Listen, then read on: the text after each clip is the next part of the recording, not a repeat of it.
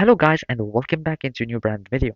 In today's tutorial, I'm going to show you how to open GitHub files. So make sure to watch the video to the end and follow the simple steps.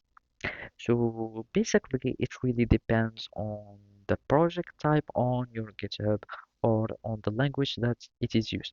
In my case, I have a Python project, and for Python, of course, you will, or any other language, you will be needing to have its own interpreter or its own compiler, so you can start working with the language on your local computer. And basically, if you are going to use C projects or C++ projects, you will be needing to have a C++ and compiler that is installed in your local computer, or in my case, it's Python. So then you will be needing to go to your IDE.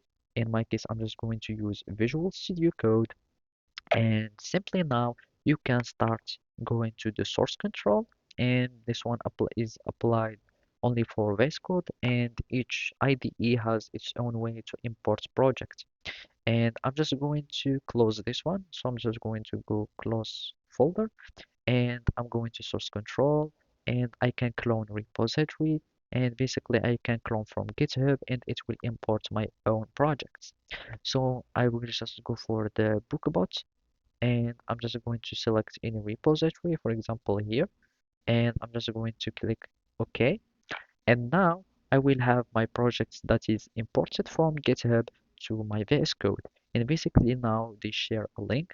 Well, it just creates a local repository on my computer, and then whenever I push any, as you can see, you will find a commit option and the push option, so you can apply the changes into the GitHub repository. So all I need now to do is to work simply as any other project, and I will be able to start running my code. And as I said, it really depends on the language that you are using. And I'm just going to click on run. And basically my code is running even if it has bugs, but it is running. That means I'm able to run this GitHub file page. So basically that's it. Thank you for watching and see you next time.